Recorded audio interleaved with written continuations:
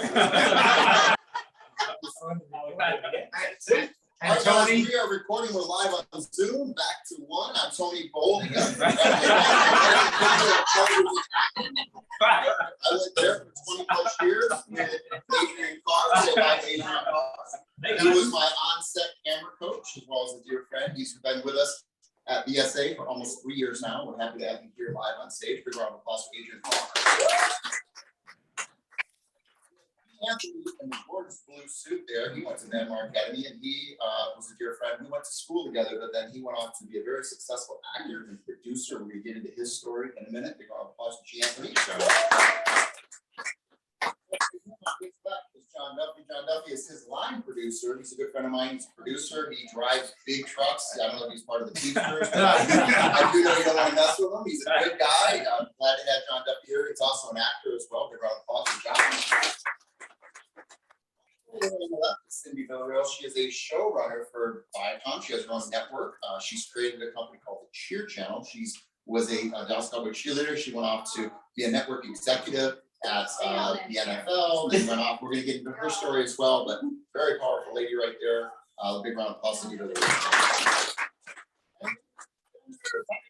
He's a new friend of mine. He's very successful in the industry. Some of you know from our promotion. He's the DP of many, many shows that you may have heard of, Iron Man being one of them, Snowfall being another, Straight Outta Compton, so many more. We're so happy to have him here. Tom Veda. As well, very successful people. We have Bentley Mitchum. We're doing the Mitchum method tomorrow. So you Zoomers, we wish we were here. We're going to try to work with you. There's a big white screen behind these guys, and we're going to try to incorporate a hybrid experience, and it's going well so far. In the audience, I'm not going to do every single one of you guys, but very important people in our lives. They've all done major, like whether they're in the business with us, or they're investors, or they're friends, or they take us sailing out on yachts. She's starting our Hollywood Hispano is her company, and they're trying to hybrid a world version called the World Acting Academy's one version, or BSA. We're going global. These guys here, Latan and I, she's been a first AD. Her son took our director's course, went off to do. Holly Hughes is a successful actress, daughter of Cindy. She's doing a lot of things going. We'll talk to her too when we get into the youth part of it. I mean, Ethan, who just had his appendix out 6 days ago, and that's talking about showing up, show must go on. And back here, Bobby and her daughter, unfortunately, she just got in a car accident on her way here, and she's still moving. I mean, that's dedication. And Deanna, who just got a new agent. And Deanna just got a new agent. Congratulations. So we'll get into everybody's story throughout the day today, and then tomorrow. And there's people jumping. There's Kevin. So again, we'll jump all over the place, but we're going to get the actual interview section started here. So Bobby, thank you. Bobby's got a successful career. We'll get you up there too, Bobby. And some of the students, and just looking around the room. And of course, you got these lovely wife. If you guys have seen any of their YouTube videos, you don't want to mess with her. Like, oh my God, these things that they're training, and then their kids are so successful. I mean, I can go on and on and on and on about you guys. I'm so proud of every one of you in the room. So with that being said, we're going to start the interview section. So again, one more big round of applause for our guest speakers. We're going to start with, let's start with you, Cindy. Ladies first. So Cindy, tell us a little bit about how you got into the business as an executive producer and showrunner. And you can go back to, how you created your own uniform for Miss USA and how you went off to be a Dallas Cowboy cheerleader in the first audition and how that spun into the NFL with Richard Branson. Take it from there. How did you get into this business? I got into entertainment because I was a Dallas Cowboys cheerleader, but I moved into a director role. So I was directing the bowl games for the Super Bowl, American Bowl, and the Pro Bowl. And so then I was producing their halftime show and their pregame and post show. So that is really what kind of threw me forward in my career, because I had a marketing background, and in the NFL, brands are fully integrated into everything that they do, all the entertainment. And so I had both the marketing side, and I also had the business, of directing and producing. So I've always been at the network level, I'd always worked at the network level, so the transition, into, moving into Hollywood and having my own television network, which was the Cheer Channel, and now I have a new network, which we're launching in 3 months. But all of these things have been, because I had that network experience. And so that's really what got me started and, kept me here. Perfect. Well, thank you so much. So we're gonna come back to, let's go to the other side, John. So I know you've line produced a lot. I think you're currently producing and acting, and then during COVID, you and I were both talking about different ways to just kind of keep alive in this business. And we did this thing called the town hall. You want to talk about what your COVID experience has been like, how you got into the business, and how we're trying to continue to do movies the way we used to, but everything's changing. You want to talk a little bit about that? Yeah, I started out acting back in New York. That was my original journey into this industry, and I acted in theater and film there, moved out to LA, and I became a counselor with Runaway Kids in Hollywood. And one of my co-counselors started directing rap videos, and he basically turned to me and said, "Why don't you be my production manager?" And I said, "What's that?" And he told me and explained it to me, and I went, "Oh yeah, I can do that. That's easy." So next thing, I was production managing his rap videos, and that stepped me behind the camera, and I went on to turn into doing feature films and line producing, and done over 40 films as a line producer and a producer since that time. So besides that, during COVID, me and you got together, and we, when the industry shut down, we tried to find a way to reopen up, begin to educate people, and we started doing town halls and bringing on people from all aspects of the industry, the medical side, the insurance side, the bond side, and also how to deal with the testing, how to deal with safety protocols, et cetera. So we did all that and used that to educate people. And then I just kind of pivoted all over the place in the last 2 years. I would jump on any opportunity to be on a set. So I had produced a movie with Dennis Quaid, and a friend called me up and said, "Hey, you want to be the cast driver for Dennis Quaid?" I was like, "Let's go." So next thing, I was driving him and hanging out with him as a driver. So whatever opportunity came, I would just step into the opportunity to be available. And I just came back from producing a film up in Canada, in Calgary, Alberta. We were up there for the shortest time I've ever done a feature film. 2 weeks of preparation, 4 weeks of shoot, 2 weeks of wrapping the paperwork out, and back to the US. So it's been a fun journey, and there's a lot of issues with COVID, but the most important thing is to, I say, live courageously, find a way to get out there and find a way to continue to go no matter what is existing out in the world. Nice. Thank you so much for being here, John. And then, so you're a line producer for, I think, a project coming up with G. Anthony. So G. Anthony, welcome to our panel. Yes. G. Anthony started out at Trinidad, and he did a movie called Men of Grey, and then he did Men of Grey 2, and then he went off to do a couple other films. And I know he doesn't like talking about his production, but it's an important part of my journey. I was honored to be one of your producers on one of your films, that you guys came back from Trinidad and needed to do some stuff in Hollywood. And a lot of people don't like to make films in Hollywood because of the expenses. And I knew how to get around some of the red tape and lower some of our costs, and to be able to hopefully help you finish that film, which you sold. And then you went on to do a very successful film with Avi Lerner when he sold your movie. And then he sold, I think, New Image to Millennium and that whole story. Let's talk about the business side, and then how you got started from martial arts and how that led you to Men of Grey, et cetera, then Van Mar, and how you got into the business and what you're currently doing. Well, let me take a little backwards first. So it was always the martial arts since I was 10. And then after I was running the school, one day I saw I'm not going to say the name of the person, I saw a movie on TV. And I told my wife, I can do better than that.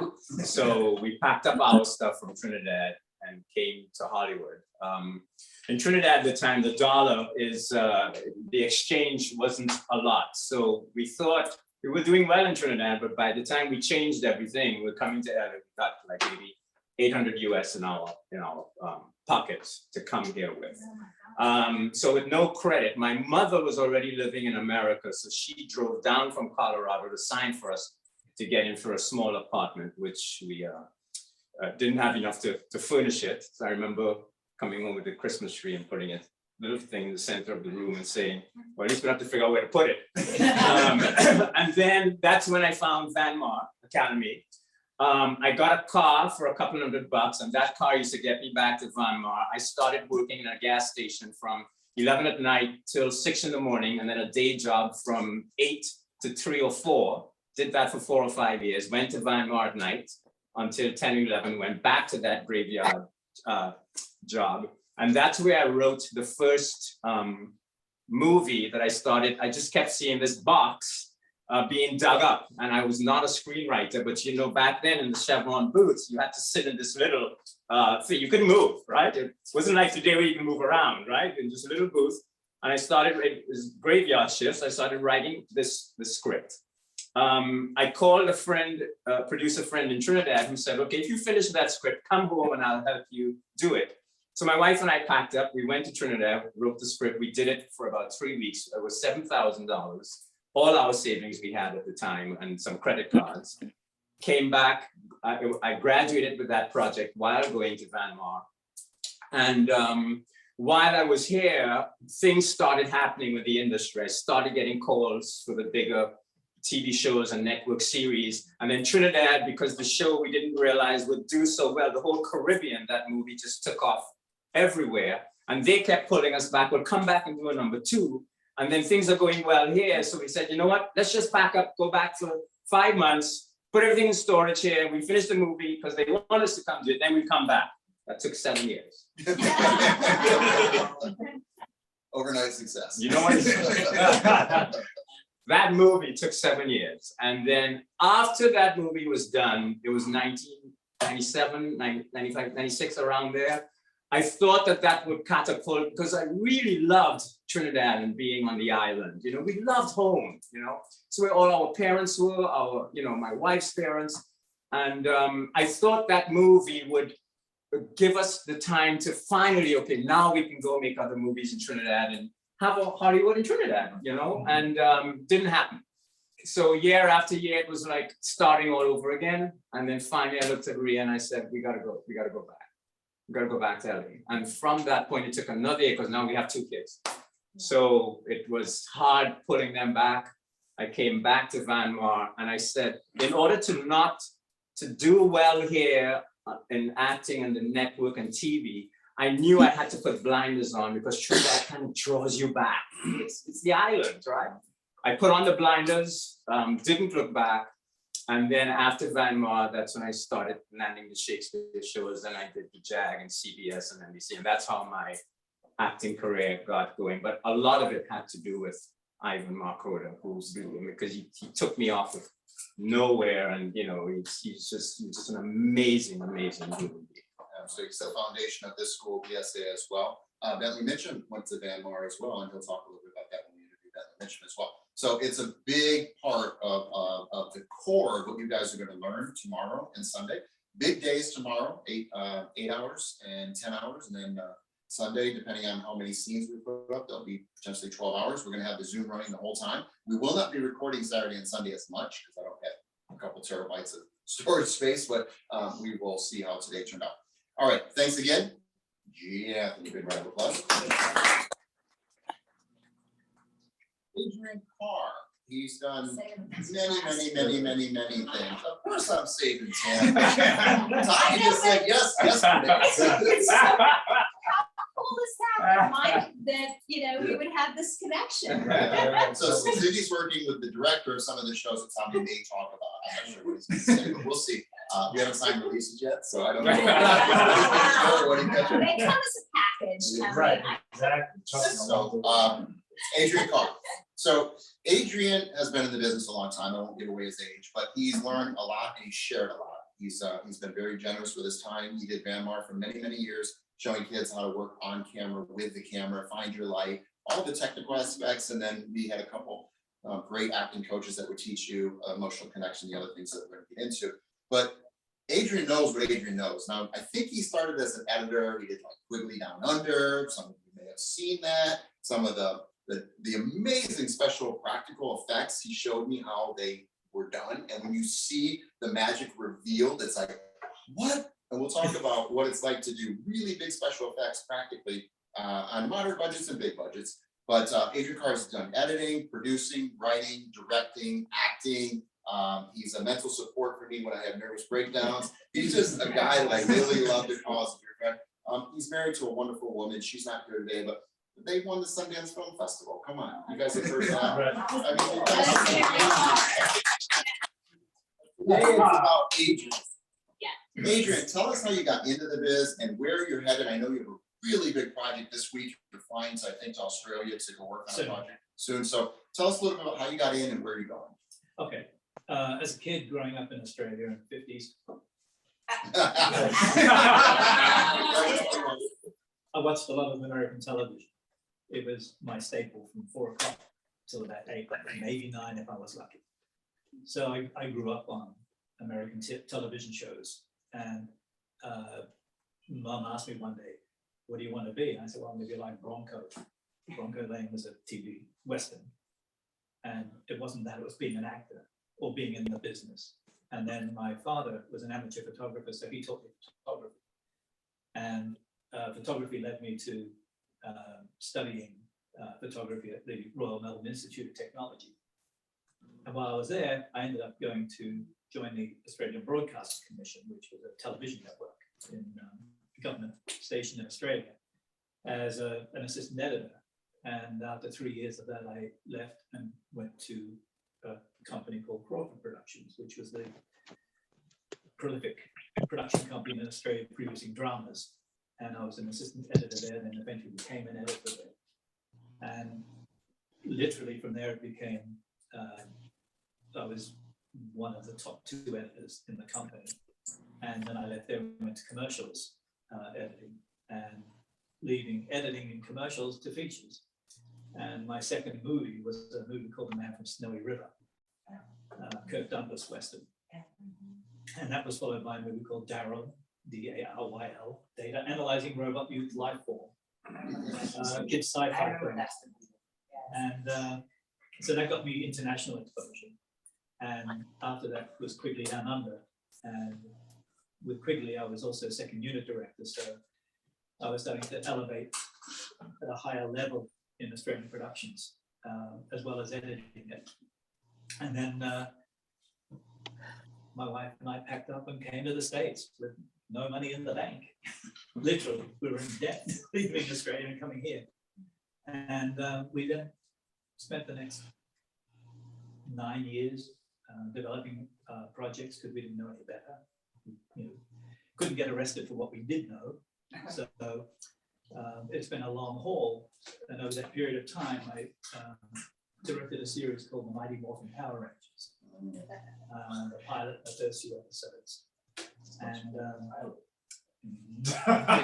residuals though. And that led to developing features. And in 1999, or 97, 99, I went to Lithuania to direct a series called The New Adventures of Robin Hood. Again, that got me in the eyes of Warner Brothers and other companies. And not that it did me any good yet. It's been, just time and time again, you sort of keep pushing forward. And I had directed a live action version of Computer Game where it was interactive. So all the actors worked on green screen or blue screen. And we did like 2,000 shots. And teaching actors how to work on green screen, which we'll probably talk about later on, was an eye-opening experience. And with my editing background, it really helped me convey to actors how to work on a set. So that experience of the green screen and computer games has led me to the project we've been developing that involve a lot of visual effects. And as Tony said, we have one particular project that has been 30 years in the making. And it looks like it's going to become a reality this year. And but we're not there yet, but we're getting close. I can't talk about the project, but it is a very big effects heavy movie. So all of those 30 to 40 years has been building to this one moment. So that's how I got here, and this is where I am now. Awesome, big round of applause. Yes, yesterday, I didn't know he was gonna show up. I've never met him in person, only on Zoom. And that's what I love about Zoom. I make friends all around the world. We do a men's group. It's a very spiritual men's group. I'm very proud to say that he is a brother and honored to have you here. You've seen the promos. He's worked on some shows that you may have heard of.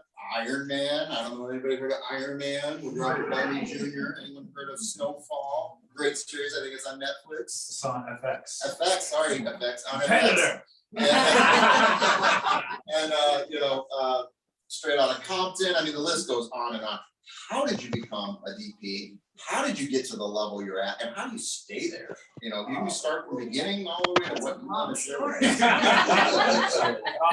I'm a Bostonian originally. Okay. Born and raised. Okay. And then my sister happened to be in production in New York City as like a casting director. And so I would go be her assistant on like my summer breaks, like when I was like in high school.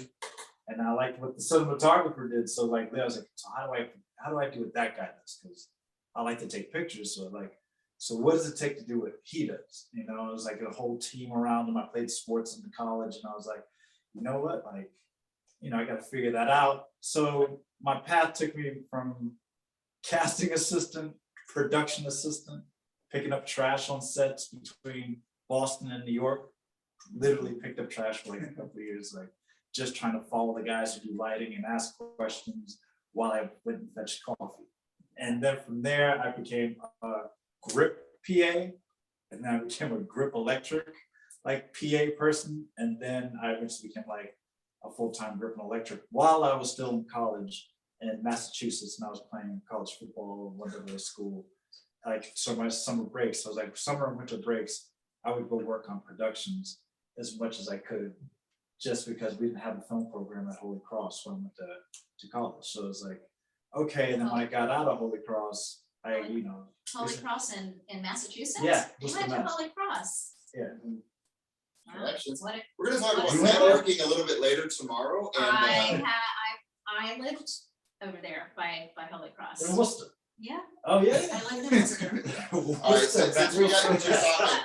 since we got you two talking, one of your directors that you work with, she's actually currently working with. Let's open that wormhole up right now. Let's see how far down. One thing I want to get straight Yes. was that there was a mentor I had who put me on Iron Man 2 as a camera operator, and then he bumped me up on Straight Outta Compton to do second uniform. So I mean, one thing that everyone should talk about that you have touched base on is the importance in this business of mentors.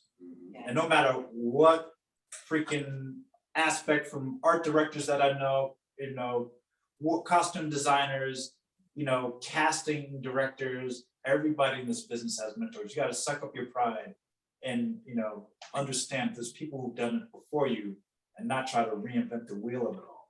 So in those aspects, I was a camera operator, then Compton I became second unit DP, and then that helped me catapult. I was already starting to shoot some features, but that helped me segue into like what I do now, where it's just, you know, I've done a couple seasons of did Empire, Snowfall, I've done all different types of stuff. I've got a new show coming out on Showtime, but it's just like the mentor aspect, even for me, started back in Massachusetts by a guy named Brian Heller, who's this random person that went to Holy Cross in the 60s, and he and I got teamed up. He's an older white guy that you would never think the two of us would be friends, but somehow the universe connected us, and we happened to both go to the school. And he was like, no one's contacted me in 30 years from that school. And so then he just took me on. To this day, he's my mentor. This guy, if you saw the two of us walking down the street, you would never think that we're like the closest of friends. He's like, he's friends with my, but he's guided me. He's written my recommendations, given me equipment. He's given me all this stuff over there and all this tutelage. But the importance of a mentor to guide you, to, you know, really put your young pride aside, or even older pride, and like call when you need that extra, is so important. You know what I mean? And it's just a part of like, you know, the vulnerability of being in this business. It's like from being an actor to like to what I do to what any of these guys do. We all have had mentors or somebody along the way that we had to be vulnerable to in order for them to be like, keep walking. I trust me. There's a bunch of trees I know, but there's this cabin over there. Trust me. You're like, fucking trees over there. And you just gotta keep putting one foot in front of it and keep walking and understand and trust that eventually there's gonna be a clearing to this cabin. And that's one thing that I think everyone's subtly you know, touched on along the way, but I had to bring that up with just a little correction of my journey. Just the Absolutely. importance of different people I met along the way, like Lord of the Rings. So two questions for you. One, how do you deal with the stress at that level? Because there's no room for failure, right? I mean, that's the big boy league. How do you deal with stress? And then two, I know you're a major give back guy. I know you're Yeah. helping the youth come up Yeah, out of some All the inner time. city schools, and you're Yeah. really giving back. And talk about that. But how do you deal with stress? years ago, it's funny, it took a heartbreak for me to find yoga. So I got into yoga about probably 15 years ago, and slowly started to transition into that. Like, you know, after like playing football for X amount of years, you know, like, he played in the league. I didn't play in the league, but I played in the college. But I still had body aches. I had torn ligaments, all this stuff. But it's like it helped me rehab that, but also helped me quiet my freaking mind. Like, you know what I mean? Because like when you know, I went to AFI after coming from Massachusetts, after doing Holy Cross, I went to the American Film Institute, which helped transition. And then she left me literally the last week of the school.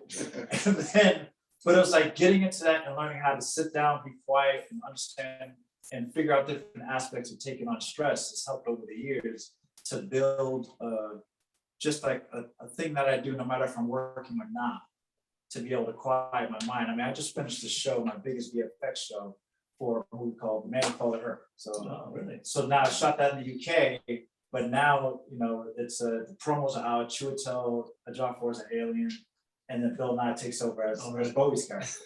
And it's the search for what happened to Bowie's character, but every shot's a VFX shot. So I mean, you know, we're just doing episode 1 to color it right now. There's like 400 VFX shots plus for episode 1. Yeah. Mhm. Yeah. So it's like, how do I deal with my producer, Alex Kurtzman, who's big for a Paramount producer, and like his expectations? And, you know, you really have to keep a meditation, I think, or some type of practice, so then you don't fold when it's like understanding, and then also to keep asking questions during that prep. It's like you have to have a practice of some sort when you're working and when you're not working. It has to be the same. Like you can't get ready like the week before, like, you know, I start prep. It's like, no, there's certain things, there's certain movies I watch often, certain things I read, there's certain like, but also my yoga and just quiet time is also part of it. When I have 80 people and I understand my decisions affect 7 months down the line. You know, I started shooting this in May, and depending on how I handle the exposures, the VFX could either be manipulated or not. You know what I mean? So, but that means I had to be prepping before I ever went to the UK last year in Spain than it is when I get on set. And it's You know. mind, body, spirit. You need to be physically Heck in yeah. shape. It's like going to military. If you guys have ever made movies or been on a set, Yeah. you're going to battle. You gotta be in shape. We're gonna talk about that on Saturday as well. So what's happening with these interviews is we're getting a lot of questions for our audience, and then we're gonna be able to answer those questions on Saturday and Sunday with Bentley Mitchum, who's over here on my right. Okay, so you guys, big round of applause. Bentley's gonna ask a couple questions right now. So big round of applause. Bentley. Cindy, you mentioned that you're a showrunner, and I'm sure that you guys know as well as most of us out here that just about every actor has a script or a project that they want to do. Can you tell the people that are us and the people that are on Zoom exactly what a showrunner does, and any advice you might be able to give people that might have projects that might not have access to a showrunner? Okay. Anything along those lines? Sure. So a showrunner is the head executive producer of the entire production. So that can be a good thing and that can be a bad thing because our head is literally on the chopping block. The network only wants to deal with one person, and that is the showrunner. So we are in charge of everybody on the team, from the directors, you know, above the line, all the producers, all the way to every single department through post. So we, as a showrunner, we can not only develop an idea and develop the show, but we can pitch it to a network and get that ready for network. But the network can also call us and tell us, you know, here's a show and we need a showrunner for it, and we think that you're the right person for it. So it's really just that that, you know, the admiral of the entire team that, and that's what I have been doing, and I pretty much started that way. I think even in the NFL, I was already running the show. So as far as how it's changed, I think we've seen a lot of changes just in the past few years, and just I would say the last 2 years have not been very kind to me as a showrunner because I didn't have any work. But so I had to really work on my own, you know, my own programs, try to get those things going. And that's really changing, I think, this year, you know, because it's all, you know, I'm getting a lot of phone calls now to run a lot of different shows, but it certainly has changed. And from a writing standpoint, I have to tell you, it's very difficult to get a script represented. Not everybody gets a showrunner. If you are lucky enough to get a showrunner on your show, you're going to see it probably get developed. There's no guarantee that the network's going to pick it up, but you're way ahead of somebody who's just shopping scripts, because somebody just shopping scripts is not going to get a show.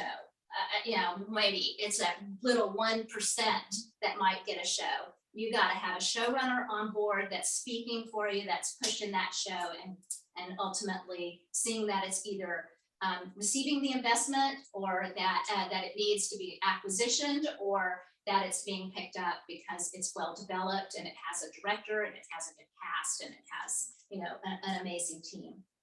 I hope I answered that one. Yeah, I think so. Thank you. Doesn't the showrunner like put $1 to the show? Like, that's like a big thing, is like the accountability. Most showrunners are like, it's at X amount of cost, unless she said they're on the chopping block Yeah. for the execution. Yeah, so, you know, a lot of times we're financing, you know, the production. So we have to have, you know, in terms of it, not just that, but, Right. you know, but, you know, we are, because we're in charge of the whole thing, we have to make sure that the show is well financed. If it's greenlit, often what happens that people don't understand is that the network only pays maybe 50% of it up front, and someone has to pay for the rest of the series. And that usually is the showrunner. We're usually either going to, you know, a capital group, or, you know, we're doing that bridge so that we can see that the entire series is done and done under budget, and we don't break it. And it's scary, very So to scary. bring it in for our guests that are sitting back here, our audience, students, future actors, et cetera, how would they communicate with you? Like, obviously we want to go right to you and go, put us in your show, but that's not how the business works. What's the process to get on a show and have a chance at being a known actor? Well, it really is who you know. It really is who, you know, get to know your producers, you know, especially if you do know a showrunner, you really want to get to know them. Because, you know, we make the decisions, and, you know, I work with the writers, I put the writing team together. It's real easy for us to write in a name, you know, or a role. So you never know where people are going to be in life. So just because somebody is a producer doesn't mean they can't at some point work their way up to a showrunner. But, you know, yeah, I would say it's you know, definitely get to know people, you know, and network and stay on good terms. Always leave with a, you know, I would say thank everybody you work with, no matter what position they're in, you know, because like I can't even do my job unless I have the best crew and the best team. You know, it's funny you say that. I've worked on a lot of shows. I've been very blessed to work a lot in this industry. And the one thing I saw with people from Spielberg, Robert Zemeckis, I'm gonna drop some names, they all went and thanked their crew. You noticed that, all you guys working as producers and you know, below the line, above the line. Nobody's too good for anybody. We're all human beings. And when you see a team of people work with the same people over and over, or you see them thank the person that cooked your food or took out the garbage, that's the people you want to stick with, because this, we're a family. I mean, we're going to battle together, but anybody up there want to talk about what it's like just to respect from a PA all the way to the Teamster driver? John, I saw your hand go up. Yeah, you know, that's one of the big things that me and my partners always do, and it's just been a principle with us. And we've done it in places, it's not done as often as it should be, or you would think it would be. But we've been in places where we went around, we were down in Georgia doing a shoot, and, you know, we went around and thanked all the extras at the end of the night personally. And we heard some amazing stories, and we would talk to them and just get, and they would say, who are you? And we're like, we're the producers. And they're like, and you're talking to us? We're like, yeah, because you helped us, you know, and we want to just say thank you and be grateful. And whenever you do that, it makes such a change in the atmosphere, because everybody realizes that you appreciate them as family, you appreciate them as part of your team, and everybody is part of your team. And so when you do that, it's a win for all of us. It's a win for them because somebody acknowledged them and appreciated them. When I was up in Canada, I met this guy, and he just stood out the extra. And I went over to him and started talking to him. And he's like, who are you? And I'm like, I'm the producer. And he's like, really? Why are you talking to me? I'm like, well, because, you know, you just interested me and I wanted to hear your story. So he tells me, he grew up in Cambodia, he's a martial artist. What an amazing story. Well, now we're friends for life because of me reaching out to him and thanking him and saying that kind of stuff. So I think you can't be, there's not enough ways that you can't be grateful and thankful to people, and you should express it because it makes life much better. Well, this is a perfect transition into G. Anthony. You saw me sinking on my first film. You watched that thing just become a money pit, and you said, Tony, stop. Right there, stop. Come with me. Let me show you what to do. Come work on my sets. And he had me produce one of his shows. And I'm so proud of G. Anthony. You want to talk about what you saw that I was doing wrong, that you corrected, and I no longer do wrong, and now I can help you? I think it goes way deeper than that, Tony. I think that it's the individual, it's the person that you should be, you know. We have a life. Everybody has a life, you know. The cash, the person, when you go to buy something, that cash register, the person behind who's taking the money, right? They have a life. You go to a gas station attendant, they have a life. So it's not something that should be tried harder in the film industry. It's just the way to be, right? It's just being a human being. And if you feel like that every morning when you get up towards anybody that you meet, then it's just a natural transition. Tony, what are you doing? Just stop for a minute, right? So, right? It wasn't because you're Tony Bowley and I knew how much you did and where you were going. It was because we're just human beings here to help and assist each other, yeah? Yes, And that's really where that came from. I just wanted to see you do your best, but I want to see everybody be their best, you know? But people have to reach out. They got to realize that the acting and the producing and being a human being, they're all one and the same, right? Every day. Big round of applause. Your kids are doing very well. You want to talk about what you instilled in them and how come they're very successful now? And I know your wife back here will be there for kids. I'll tell you what I'm most thankful for, that they remind me, even up to a couple of weeks ago, Dad, you know, it's because of you. You know, like I'll tell them, there's certain things I did with them as I was growing up. We would do life lessons, right? So that we would sit down and give them a little life lessons. One of the things I taught them was, you don't just do something when it's convenient. Like if I'm driving down the street, you know, and you see somebody that may need help and they're on your side of the street, okay, that's easy. But what if they're on the other side of the freeway, right? Oh man, I'm busy, I gotta go, no, that's not gonna happen. But I taught them that you don't just do things when it's convenient for you. It's when it's inconvenient, that shows who you really are as a person. Spin the damn car around, right? Stop at the traffic light. So what if you're late at that meeting? Look at who you're helping, right? So those things, I think, are what translated to them as human beings, that got them the relationships they have, that made Jamie the success she is now in the journalism world, and Justin in the music world. You know, it's really all about that people first thing. I mean, there's a lot of parents in this room, and we're going to talk to you guys about that. Latanda and Deanna and Bobby, and we've got their daughters here, so we'll get deeper into that as well. I've got hands up here, so we'll go to Tommy, then we'll go to you, Adrian. So Tommy, You know, so it was funny because I coming out of AFI, I had done like a couple of movies and whatnot, and I would say just thank you casually to people. And then when the whole writer strike and actor strike crashed, I ended up taking odd jobs, like, just shooting different stuff. One of my jobs is being a teleprompter cameraman.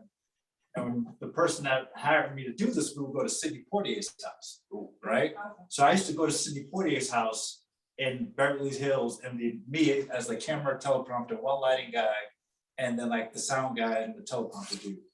And he told this story about, one day he was in the Waldorf Astoria being taken to the presidential suite. He looked at the guy, was like, hey, how you doing? He said the guy wouldn't respond to him really, because he's a Sidney Poitier. And the elevator operator, and he was like, hey man, let me know, I used to have your job. And the guy was like, what? He's like, I used to do the same job when I first came to New York City. He's like, I'm just saying, what's up, man? I'm like, how you doing? And like for him to tell that story, I always make it a point to say to much, hey, how you doing? How's your day? What, people, if they park my car, oh, thank you, appreciate much. And people give the same response, and especially like the PAs are like, hey, what's up? And I'm like, I used to have your job. I'm just saying what's up because I understand what it means to be sitting here freaking raining and banging the trash. Like, I appreciate you, and like, I'm just saying hello. How's your day started? And they're like, oh, kind of suck, but I was like, just hanging there. What do you really want? Because I remember being that 19-year-old kid, like, what am I doing out here? But Sidney Poitier pointed out, like, acknowledge the human being, much to your point. Because like you just never know you never know where people will end up. You know what I'm saying? So it's just like you got to keep the energy flowing a certain way. You pointed out, so he was like, this random job I had put me in contact with somebody who gave some great gems of a lesson. One was like, no matter what happens, acknowledge the human beings in the room. Like, rest in peace, Sidney. Like Amen. Now you're doing that now. You're paying it forward as well. Oh, So, yeah, some yeah, of the yeah. programs or some of the way that people I you're did. helping. I used to talk at West LA College. I do mentorship with the American Society of Cinematographers because I'm an ASC member. I've done mentorship programs through AFI. I've done it through just people on set internationally. I started doing mentorship programs at my other university, and just, all different types of programs I've just done over the years, just because as I told you, that one person, Brian Heller, who's my old mentor from Providence, Rhode Island, took a chance on this hood kid from Boston. But you'll help people that maybe aren't as qualified as maybe somebody you get. You'll give someone a shot that's maybe less qualified that they want. It's about energy. Like, it is one thing to get people on set who know everything. It's another thing to get somebody who can vibe and gel with the family aspect that's on set. It becomes a totally different dynamic. I'm willing to invest in the time in that, and somebody who really wants to be a storyteller versus somebody who knows technically everything. It's kind of like, I'd rather be somebody who's trying to figure it out and basing their ideas upon story, and who I can hear talking about cinema a lot.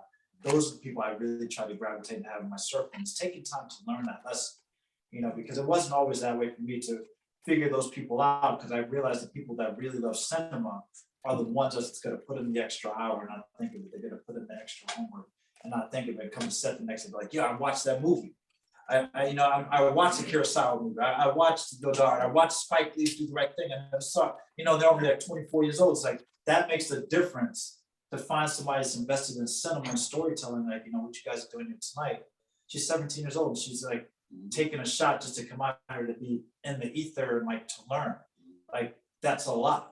That says a lot. Like, I wouldn't be surprised if I saw her 10 years from now. It's like, yeah, nobody here I've done this stuff. I'm not surprised. Why? Because at 17, like, you had a support network between your family, and you just having like a drive to like go for it. I understood it because I was that kid too. It was like, how do I get on the bus and be a PA for $150 in New York City? If the Chinatown bus was $20 out of that $150, and then I slept on my sister's floor, and then and whatever money I had to get something. It's like, it's just what it is. If you love it, you want those people around. You don't want somebody who's like, how can I get the flyest car by working 3 jobs in a row? Yeah. It's like, that's just not. So what I like to do is I like to help people. I like to mentor people. I like to get back. I had so many chances. I got on General Hospital for a year because I was so nervous that I said, can I just have a general interview just to talk to you? And Gwen, who was the assistant casting director, and Mark Teschner, said, yeah, come in. And she talked to me for an hour. And she said, well, why don't you read? You're here. I'm like, and my nerves, I couldn't handle that. She's like, just read. So I read and I bombed. Like, it was the worst audition. And I knew I was better than that. And she's like, do you know all my lead actors bomb like you just did? I was like, what? she's like, but I gave them all a second chance. You want a second chance? I said, yeah. She gave me a second chance. I nailed it this time. I wasn't gonna fail twice. I was on that show for a year That's because awesome. somebody gave me a second shot. Right. I want you to meet Ray Williams. Ray is going to be a huge star. I'm calling him out right now. He wants this more than anybody I know. To the point I know he's gonna cry if he doesn't get it. He wants it so bad. So it's hard to Ray, meet Tom. For the second time. You know, you mess up this opportunity. All right, we build bridges. Adrian, then Okay. Cindy. Adrian, Just just two little quick things.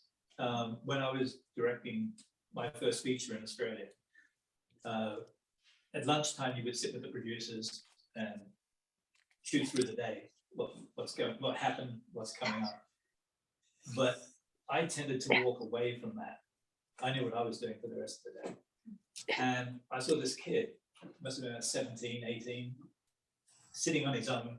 So I took my lunch over and said, do you mind if I joined you? And he was a runner, a PA. And he said, really? So I sat down and we started talking, and I asked him what he wanted to do in the business, etc. And he couldn't quite understand why I decided to sit with him. And I said, you take the dailies, the negative, and you drive it to the lab each night, which is like 70 miles away.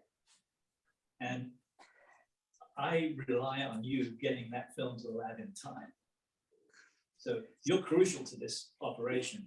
So never think that any job on this production's too small. And then we broke up and went back to lunch.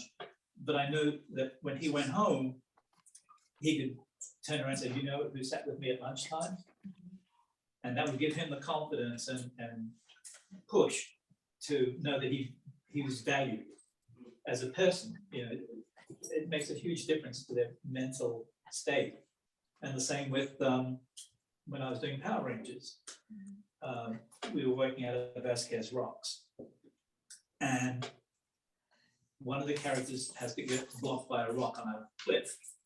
And Saban had this big fake rock that they had delivered on a truck. But I saw it being taken off by the forklift on the back of the truck.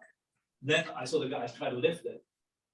I was thinking it was one of those foam rocks that you just walk on up and put, place it. This thing weighed a ton.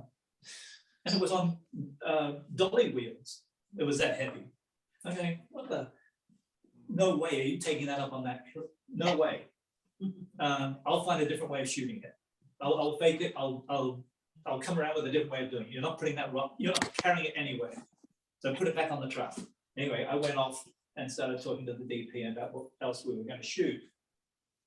20 minutes later, I see them halfway up the hill with this rock.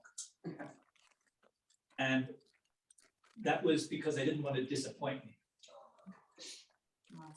And I was about to blast them for doing it, but I couldn't.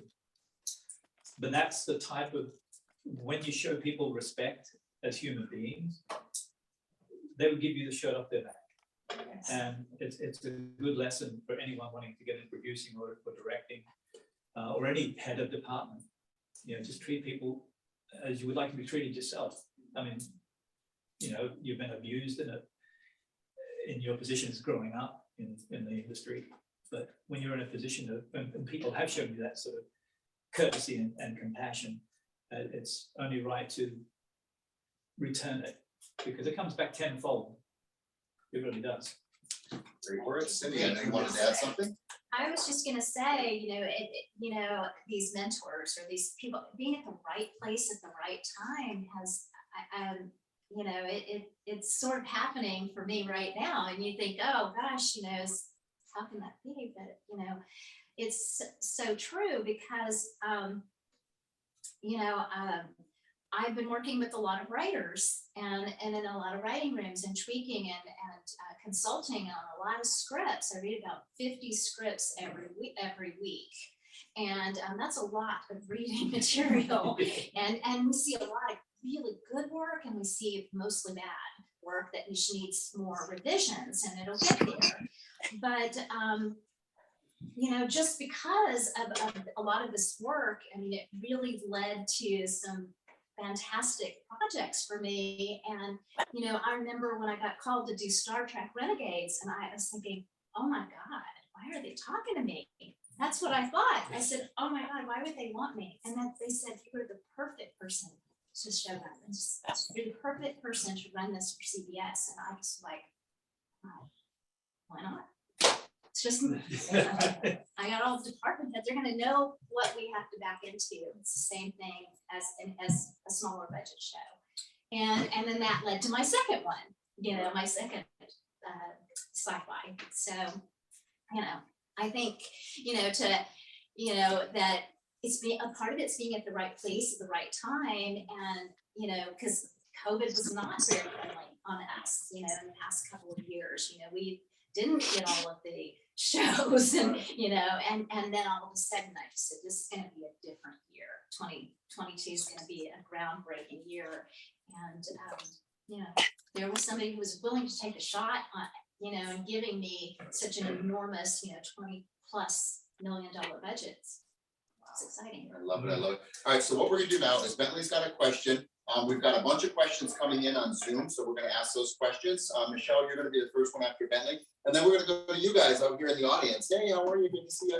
And we're gonna let you guys ask some questions, and then we'll wrap it up. And then we're gonna network, you guys, afterwards, and then we're gonna let them go home and do their thing. So that's the plan. So Bentley, I know you had some questions for our. I actually had a bunch of questions, but I'll narrow it down to just one or two. Tommy, you spend a lot of time looking through the camera at actors, and most of the people here are actors wanting to break into the business. What can you say that you've seen working with stars and professional actors, as opposed to, I'm sure you've worked with some that were not as professional, especially early on, about their relationship with the camera when you're looking, because you're looking through it and you're capturing it. And I know, I can see it when I've directed stuff, and I can see that the relationship some actors will have with the camera and some that don't. I'm just wondering if you can describe or maybe give some advice to actors on how to have that relationship with the camera. You have to, I mean, try to stay as vulnerable as possible with the camera operator and the DP. Because the thing is, like, there's like this ring light here. Somebody's stood right in front of it. Not gonna be seen. Like, you know, it's one of those things, like, when you see the mark, it's like, it's not a suggestion, you know. It's like one of those things. You get some really big actors who say that's a suggestion, so then like, and you get the heads up. You'll get the heads up from like talking to other camera. Like, I do my homework, so like if I know an actor's done, so then it's like, okay, I gotta like a bit bigger than usual because because they're not gonna necessarily hit the right. So, you know what I mean? But if a young actor, actress can go ahead and start to, you know, I understand the nervous of being in front of the camera, but it's like, okay, you want me to stand right here? Like, okay, just ask, just like, it's not a diva thing. Okay, so the light, like, what's best for you in the light? And what's the best that's gonna be the over? Like, understand what the shot is. Like, read books on shot composition. Even if it's like, there's a book called Grammar of the Shot. It's literally a thin book. It's like the first volume is only like 30 pages, and then it became a bigger book. But if you got the first one, get on Amazon for like, I think it's like $8. You can understand what lenses do, why people have you positioned certain ways in certain compositions, understanding the vocabulary. So that was like one of my follow-up questions was, as on the acting side of it, I want to learn those lenses. So when I can ask the DP, like, what lens are you using? I know how much room I have. Right. And I'm not going to drive him nuts, and I'm not going to go out of frame or in and out of focus. So it's important. Right, for the but actors to know it's these also things. good to just ask questions. I'm the person that's like, ask me, what's my frame? Okay, it's from, you know, see the guy in the white hat, from him to this window over here. Like, you know, you can do kind of what you want to, just like, but for that pivotal moment, we're gonna definitely need you by the mark, by the window. You know what I mean? But it's okay to ask, especially if you're just starting out. The whole pride thing, like, seriously, it's like, you know, it took years for Al Pacino to become Al Pacino. It wasn't year one, you know what I mean? And the same thing with Jack Nicholson. It's like all these guys took years. Like, go ahead and like ask the questions. It's better to ask than for you to screw up the tape. And all these people, all these department heads, and here goes the showrunner. Why are we 30 minutes behind? Why are we an hour behind? Like, are you kidding me? Like, this is just a two-hander that's a page long. Pages. Right. Which pages can we cut? Cut which pages can we cut? And this is a two-hander, it's one page, but everyone's like, that will hit the market. Ask the question. It's okay, but this book, Grammar of the Shot, is a good starting point. And then from there, you can get the second volume and you can learn more of the lenses, but understand why certain things happen in the edit, why people go wide to tight, like, certain focal lengths, these things are discussed in this book, Grammar of the Shot. And it's a starting point. And then from there, you find something else, but it's good for you to understand, to your point, why the wider lens, why wide lens close. You can hear, and we talk about it on some talks, so you can see what it does visually. Eye lines, yeah. And that's the biggest thing. Grammar of the Shot is great about understanding the eye line and editorially which things. And if you hear them say we're gonna jump the line, but you gotta understand what the line is in the first place. You know what I mean? Baby, half moon. We're gonna cross the line and flip it in post. Yeah. You may have to, you know what I mean? Like, no matter what. That's where the magic happens anyway. Yeah. So you guys, Yeah. we're experimenting with a Zoom hybrid. I'd like to take a question, if it's okay, from one of our Zoomers. Michelle, are you willing to ask a question? Just unmute and let's see if we can hear Michelle. A big round of applause for one of the students at BSA. You guys can see her at the guest camp. Can we see them on these phones here? You can see on the computer. Hold on, let me, Got it. got it. 'Cause I saw somebody. Is that her? That's Michelle. Michelle wants to There demo she as is. well. Everyone big round of applause for our Zoomers. So Michelle, we can see if we can hear you. Better test it. Are you there? Okay, We don't have your. No. script? No, we can't I hear you. hear on Hold your on, maybe I laptop. see. Let me see what Here, happens. mute your mic, and then I'm gonna untake mine off. Ready? Mute yours. Mute my mic. Yeah. Mute my mic. All right. I can't even see it. Hold on.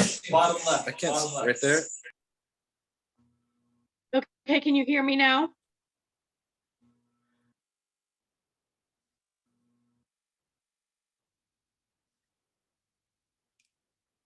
How's that?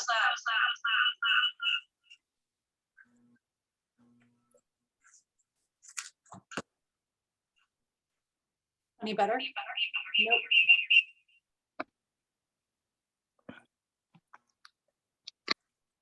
Okay, what about that? Okay, I can't hear you guys now though. So I'm gonna ask my question and then I'm gonna hop back on my phone so I can hear. Okay, so if you could give me a brief minute before you respond so that I can hear you. My question is that a lot of submissions on Actors Access and Backstage ask for you to include a cover letter. So like in the business world, you say what you enclose and just that little brief introduction. What do you like to see in a cover letter? What should you leave out?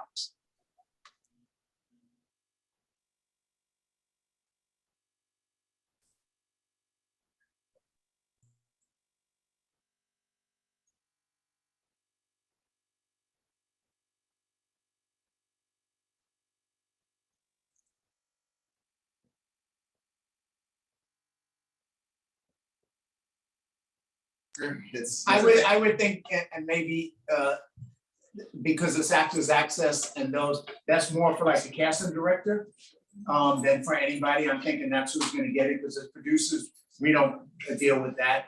So it's more, if it's going to anybody, it's going to the casting director. Okay. And that's to do an introduction to the casting director, maybe.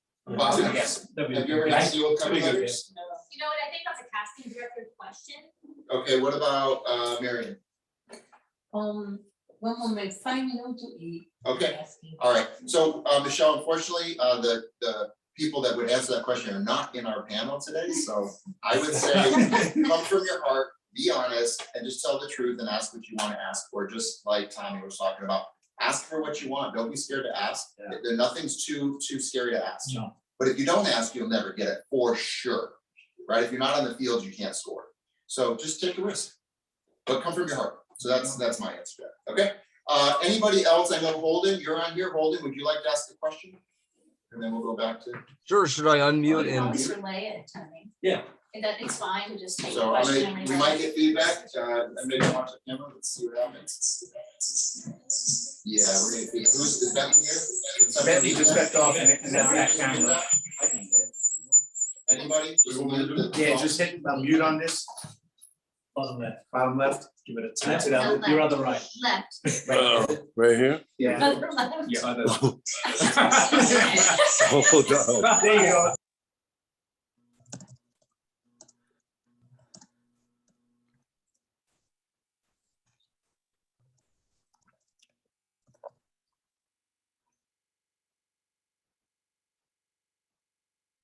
Okay.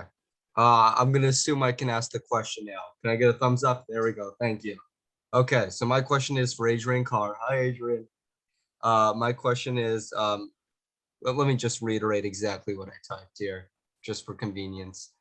Please bear with my ignorance, but can you corroborate or refute whether or not the collaboration and cooperation of the cast and crew is superiorly integral when compared to the finance of the project?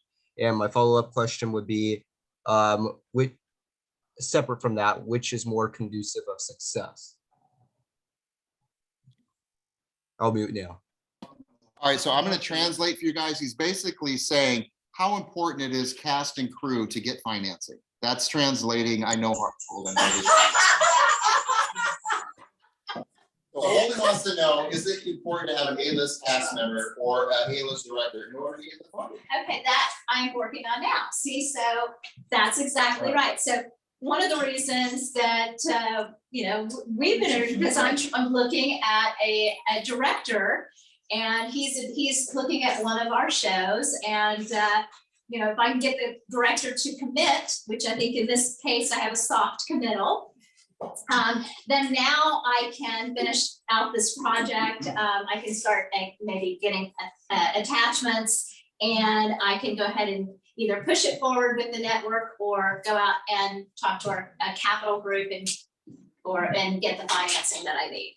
So I think it should help. I don't want to say the person thing, but yeah, I think that will help. He's great. And it does help with the financing, having, either an A-list actor or. I always start with the director first.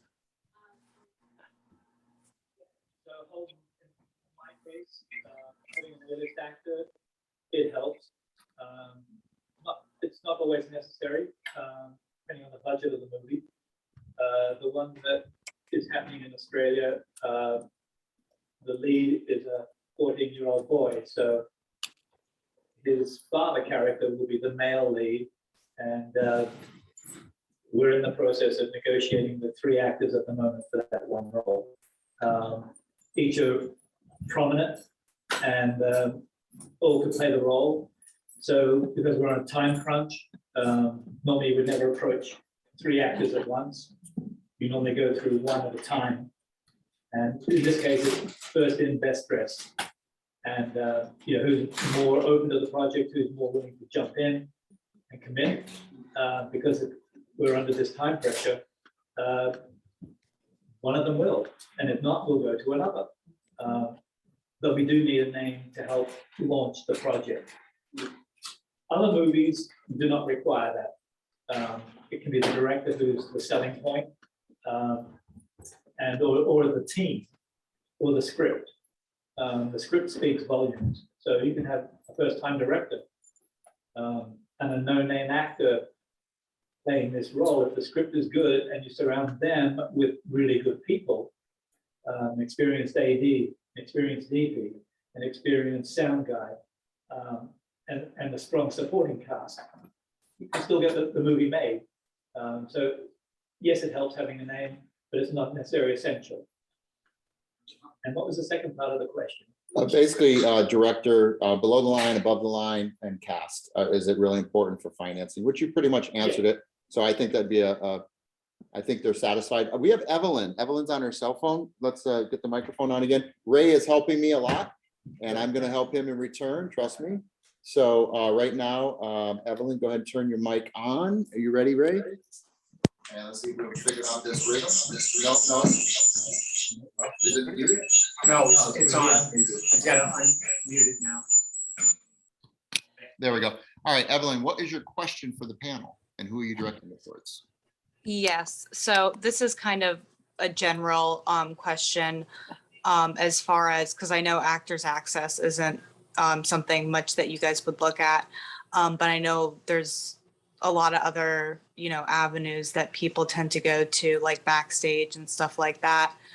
What avenues besides networking and working with your mentor would you all suggest to look for, roles that, we might want to submit for? And who wants to field that, Ray? I'm sorry, Ray's gonna help me out here. We're gonna add another 0 to your paycheck, homie. All right, whoever wants to field that, please.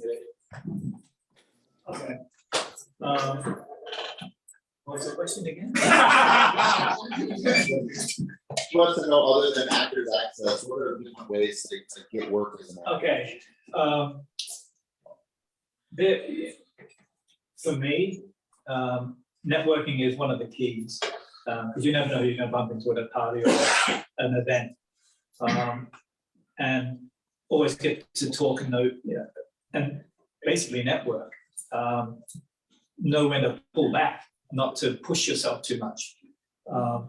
And the other thing is finding an agent. And that's a hard thing in this town in particular. But there are there are agencies that do allow for general auditions. And you can find them on the internet. And I think one is Stone Manners. They allow you to present, and they have a list of questions and protocols that you have to go through, but they will allow you to put your best foot forward, and good luck. A lot of them don't. The bigger agencies will not even look at you. It's all by, we know someone who knows this person, who knows this person. So that's why the network's important. The networking is important, because the person that you network with, or as a friend, or as a director, or as even a sound guy whose brother works as an agent at UTA, or you just don't know who these people are. So the networking is crucial to making contacts. And the other is to find an agent. And if you're prepared and you've done your homework, there are agencies that will be open to you auditioning. And then it's in the lap of the gods whether you get them to be taken on or not. Good headshots, a good reel. I don't have a reel. Well, shoot something. Today you can. You've got cell phones. There's no excuse anymore not to have a reel or a demonstration of what you can do on camera. So, you can be your own worst enemy, or you can actually get up your butt and actually approach these people, but you've got to be prepared when you go. You can't just go in on your looks or a half-baked audition piece. You've got to know yourself, because you only get one shot at it. I'll tell you what, Casting Saturday- is very important when you're casting and you're meeting these casting agents. I got all my work when I was acting, when I was younger. All of my work came from the same casting agent, and she was always calling. And so if you, again, networking, and you're thankful, you stay in touch, it's all part of, you never know where they land. They move all the time. Sometimes, they're independent. Other times they're working with, they might move into a studio. And the thing is that you just, I think it's not just knowing who, people that are producers who can refer you, or agents. It's that, get to know the casting directors, get to know them. So here's how I'm gonna wrap this section up. 1 hour in, we're gonna go into Bentley, and then we're gonna go into questions from the live audience here. But there's 10 bad people that kill one good guy. Only one guy's getting the hero. There's 10 other people that gotta kill that guy. A lot more work, guys. Character work, a lot more work. Our weekend, Saturday and Sunday, is all about those questions. We are going to answer every one of those questions Saturday and Sunday. And the Mitchum, from the Mitchum method, is gonna take it from here. I just wanted to add to what you were saying, Adrian. Networking means more than what you're probably thinking it means. It doesn't mean find the party and then find the person that can do the most for you and they go have an awkward conversation because you're trying to get something from him. Networking also means surrounding yourself with like-minded people. This is a family. The film business is a very small and incestuous family. We can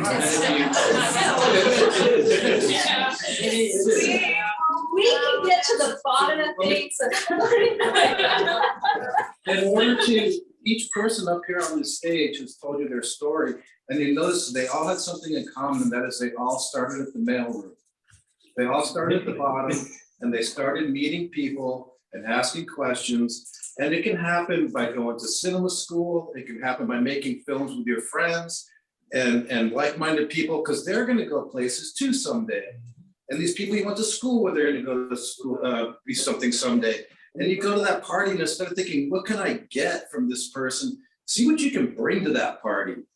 And stop trying to get something. And that's how you can network, where people will like you. And if you don't get anything, at least you brought something to the party. Right. Yeah. And that's what you want to do. You want to bring to your family anyway. It's your family. And you know, you all talked about thanking the little guy, but there is no little guy. I mean, I as an actor on the set, I like to hang out with the grips more than the actors. They got better stories. You know? Along with other things.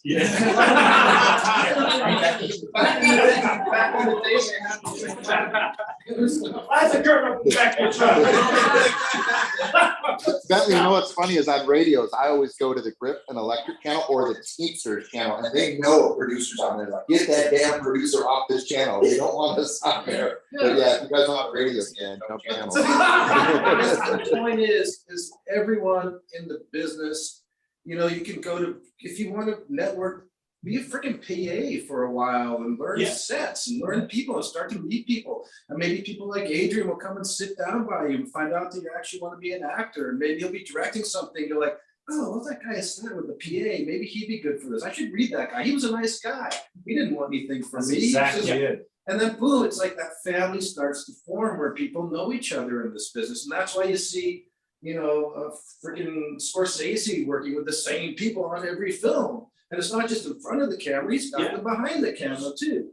So how do you get into that? Surround yourself with people who are interested in it and stop trying to get from it. See what you can bring to it. That's the. And that is so true. Yeah, it's so true. And, you know, because I think even like, I mean, look, we're here and on stage because we want to be, you know, we want to give back, we want to teach and show and share. And the thing is that it is about, you know, we're always learning something new, you know, and we learn from all kinds of people, from all the kinds of places, but we've been there too. And, you know, it's what you said is just so true. It is a family thing. And even though we're where we are now in our careers, we're still networking with people in other positions, whether it is, you know, with financiers or, you know, whatever that is, we're still networking at the very highest level because we still have more to go. The guy that you want to kiss his butt for a job is kissing that guy's butt for a job in a way. You know, it's like we're all not knowing where our next job is coming from. So we keep up that family close and try to help the ones we like the best. Yeah, the best stories, the thing he's touching on is something it took me years to realize, that find your tribe of people who like the same type of movies you like. Seriously, like you find out like Adam Sandler and like Seth Rogen, a bunch of these guys were roommates, like for like dead broke for years, sleeping on the couch and the floor. And then you find out other groups of people, actors, have all known each other. Why? Because they wanted to do certain types of movies and different things. They were already in the same circle. Like you can even read this book called was it Easy Riders? Easy Riders, Raging Bulls, and something else. You find out like Scorsese, De Palma, all George Lucas. They were already a group of friends before they ever hit. That theater group of actors, of Brando and the New Yeah. York, all them were all friends. All friends before, and you know, Sidney Poitier is friends with Maya Angelou and all these other people. Like, find like-minded people, and even though you guys are like dead broke, it's kind of like this is your They're tribe. broke together. I keep Yeah, build doing what together. you love. Trust me, it's gonna make a difference. It won't seem like much in the beginning, but all of a sudden, if you guys keep helping each other out, your circle's gonna do nothing but elevate, Mike, and then you'll realize like, oh shoot, we all came up together, and you find out all these other relationships of the guys at CAA, a bunch of them already freaking knew each other beforehand, you know what I mean? So you just have to believe, find your tribe, find the people that want to make the movies and whatnot that you like to make and then watch and write. It's worth it. It's worth finding your own tribe. Bring something to the party. And then when you know this knowledge, it's really interesting to sit back and look back at and watch it evolve.